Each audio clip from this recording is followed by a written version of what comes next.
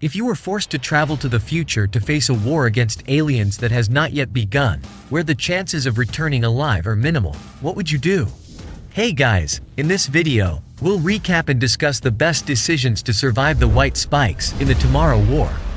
In December 2022, a high school biology teacher named Dan Forrester celebrates Christmas with his wife Emmy and their daughter Murray. They watch an exciting World Cup football match on TV. Dan is a retired ex-military man of 15 years, currently seeking a job opportunity at a major research center, but his lack of experience in the private sector is a hindrance. After yet another rejection, Dan shares his disappointment with his daughter, who tries to console him, assuring him that everything will be okay. While watching the game together, something extraordinary happens. Something interferes with the TV signal, and a player about to score is engulfed in a bright blue light. The entire stadium is shaken by the light, and several people emerge, apparently coming from a portal from the future. Lieutenant Hart, the group leader, explains that they are people from 30 years in the future, seeking help from their ancestors because humanity is facing a terrible war against an extraterrestrial race called White Spikes. 1 year after the incident, many governments begin developing future jump facilities where soldiers are sent 30 years into the future to bolster their military forces. However, most soldiers sent to the future do not return alive, making the situation even more challenging. In response, global leaders start selecting civilians to fight the extraterrestrials, sending them into battle for 7 days. Unfortunately, most of them never return, and those who do bear deep scars from the experience. Okay, it's clear they are using the wrong strategy since practically the entire world's population in the future is being decimated, leaving an average of 500,000 survivors. Furthermore, people wouldn't readily agree to go to war in the future because nowadays we can see that any statement or action by a nation's leader can result in international conflicts, and I highly doubt this unity would happen easily. Something else that could happen is that no one would believe these time travelers and they'd be arrested, dooming humanity's future. And if the population did believe and was willing to assist in the war, the most sensible strategy would be to go back in time and try to prevent the harmful events from occurring, rather than taking people to the future to try to fix the situation there. Amidst all of this, Dan receives an emergency call while in class and is summoned for the war. A mandatory device is placed on his arm for identification, and Dan feels trapped because if he refuses the call, his wife Emmy would be summoned in his place. Uncertain about what to do, Emmy suggests the idea of running away, but first, Dan needs to get rid of the summoning device on his arm. So, he decides to seek help from his father, James Forrester, a mechanical engineer. However, his relationship with his father is not the best, and a heated argument breaks out between them, and the hostile atmosphere causes Dan to leave. Emmy had accepted her husband's fate, but Murray was devastated to learn that her father had been summoned, even though he was scheduled to be absent for only a week because no one could guarantee his return. A few days later, with tears in their eyes, the family bid farewell before he left to join other soldiers recruited for the 7-day training. Right, we can see that Dan doesn't have many choices, as most of the people summoned will die in 6 months. As for the training to face this war, it's practically non-existent, and many unprepared civilians are being sent to fight creatures they've never seen before, and they barely know how to shoot, just having the idea that they need to aim for the aliens' necks or bellies. Probably, sending people to fight without providing the minimum training doesn't help much. We can confirm this through Charlie, a friend Dan makes during recruitment, as he doesn't even know how to reload his weapon or disable the safety. While they were talking about their families, the alarm sounded, and all the soldiers were informed of an emergency. A major research center studying the white spikes had been attacked. The war could be lost if the facility was destroyed, so the soldiers were sent before completing possible training. After the time jump, the system failed, and the soldiers fell from a great height.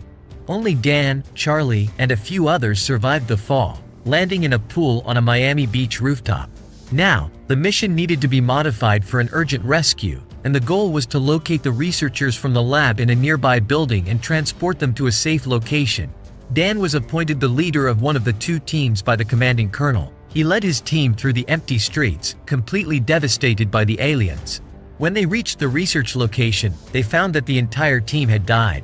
Dan informed the colonel about the situation and received the order to retrieve toxin samples from the laboratory and leave the area since it was infested with aliens and had no survivors. With time against them, the teams hurried to collect the essential samples before the area was destroyed by bombings. Every minute was precious, and everyone was focused on completing the mission. However, they were not alone in that building, and with the samples in hand, they had only 6 minutes to exit the area before it was bombed.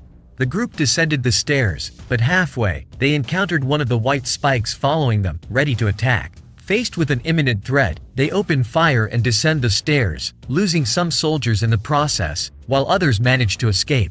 Dan finds himself in direct confrontation with one of the creatures. Despite his courage and determination, Dan runs out of ammunition and becomes unable to eliminate the monster. Fortunately, Dorian arrives at the right moment and finishes off the creature. The mission control alerts that the bombing will commence in 3 minutes and sends reinforcements to help the team escape. Everyone struggles to reach the vehicles and ensure their safety. However, the streets are filled with aliens, and the creatures attack the convoy. Nora and Cowan fight the monsters to secure a chance to escape, but amid the chaos, the city is engulfed in explosions and flames. Okay, now we understand why most people can't return alive, since before they reach the future, they are often killed due to teleportation failures, causing the soldiers to appear in freefall. Furthermore, the creatures are highly lethal and remarkably resistant to firearms. Therefore, considering that the future machine teleports soldiers into a freefall situation, the best option would be to equip the soldiers with parachutes to prevent this type of death. As for the creatures, we have observed their agility, and so far, none of them has demonstrated the ability to fly. This leads me to question why the mission control didn't send helicopters to rescue them. They would be more useful, as ground vehicles are easy targets, and their mobility is limited due to obstacles like debris and damaged buildings in the way. Unlike helicopters, which can easily navigate the terrain and quickly rescue the group.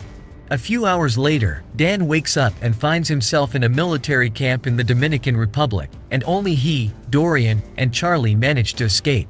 During a conversation, Dorian reveals that he only has a few months to live due to cancer and doesn't mind risking it on another mission. Then, a soldier summons Dorian and Charlie for a new task, while Dan is called by the colonel. To his surprise, he discovers that the colonel is his own daughter, Murray Forrester. However, when he tries to embrace her, she pushes him away, revealing that she is a renowned biotechnology researcher and the leader of the research team. Murray asks Dan to accompany her on a mission where they will try to capture a female white spike. During the journey, she reveals that humans are seen only as food by these creatures, which have already devastated more than half of the world's population in just 3 years. Curious about his own future, Dan questions Murray about his death and the fate of his wife. However, Murray avoids the conversation and focuses on the mission. They arrive at the cave that houses the female creature, which is rare and highly protected by the males. The battle is fierce to capture the creature, and Murray is seriously injured, but motivated to protect his daughter, Dan bravely confronts the female and with the help of other soldiers, manages to capture her in a cage. However, several creatures appear to save the female, and one of the helicopters is brought down. Fortunately, Dan and Murray manage to escape in a vehicle to a beach. Rescued by a helicopter, they take the captured female to a heavily protected laboratory in the middle of the ocean. Murray reveals her plan to use the female's samples to develop something that eliminates all white spikes, as the previously tested samples only affect the males. Working together on various tests, they discover the venom capable of stopping the white spikes, but face the challenge of producing it in mass and disseminating it worldwide. Murray suggests the idea of Dan taking the venom back in time to prevent the alien invasion before it even begins, but he doesn't want to leave his daughter in imminent danger. When the sample is considered effective, the female white spike wakes up and tries to break free, while hundreds of thousands of males destroy the area to rescue her. Okay, Murray's plan to capture the female creature worked surprisingly well. However, she admitted that they had little time and that the males could find her at any moment. Additionally, in the laboratory, Dan mentioned the unpleasant odor of the creature but didn't pay much attention to it. In my opinion, it was a serious mistake because many animals on Earth release pheromones to attract males of their species. Considering that the creature is the only female, it's possible that she used her scent to attract the males. So knowing this, the best thing to do would be to somehow block this communication between the creatures. Dan and Murray run toward a helicopter, but time is running out, and in the midst of chaos, Murray is struck by a spine launched by one of the creatures and gets injured. As the location catches fire, Murray hands the poison to her father. However, she is pulled by the female white spike, and Dan tries to save her, but there is not enough time, and he is taken back to the past along with the venom sample. Upon his return, Dan reports about the venom, but he discovers that the time machine was damaged, rendering the venom useless. I understand Dan's frustration, but he and the government are convinced that the world will be invaded by these creatures. Therefore, it would be wise to produce more of this venom and develop weapons based on it so that when the extraterrestrials appear, humanity will already be prepared for the war. At home, Murray creates a welcome poster for Dan, who appears disturbed by the events. However, he embraces his daughter, and later, Dan tells his wife about the venom and his encounter with the adult Murray. He wonders about the origin of the creatures since there were no records of them, and no one in the future knew how these creatures came to be. Determined to do something, Dan seeks out Dorian, who offers to help him. Together, they visit the laboratory where Charlie works to examine the white spike that Dorian brought as a memento. At that moment, they discover that the creatures actually live under a Russian glacier for thousands of years. The three decide to seek help from the government, but are denied due to internal problems plaguing the planet, such as protests and unrest worldwide. Determined to find a solution, Dan turns to his father, an engineer with connections, who agrees to help, and together, they prepare an airplane and a pilot for the mission. Lieutenant Hart and her team also join them on the journey, where they land on the Russian glacier and use snowmobiles to ascend in search of evidence of the creature's presence. However, when they arrive at a certain location, their devices mysteriously shut down. Investigating the area, they discover a massive glacier with a magnetic field and decide to blow it up to explore deeper, revealing the existence of a spaceship. Inside the extraterrestrial ship they found, they encounter a different alien species than the creatures seen in the future. And then, they discover capsules with white spikes and realize that these creatures are not aliens, but extraterrestrial weapons used for planet cleansing, which somehow, unexplained in the movie, ended up on Earth. Furthermore, that explosion would certainly awaken the aliens, and they wouldn't contain the creatures with just a few people since these monsters decimated the entire human race in the future, and the invasion would occur sooner than expected. However, with the poison they brought, they managed to eliminate some of the creatures trapped in the capsules. Problems arise when the other capsules start shaking, and the white spikes inside them try to escape. Some manage to get out before being poisoned, and a battle against the monsters begins, with Dan's father and Charlie facing them outside, while Lieutenant Hart notices a new colony of white spikes in another part of the ship. With no other choice, they decide to detonate the ship to prevent the creatures from spreading and causing an invasion.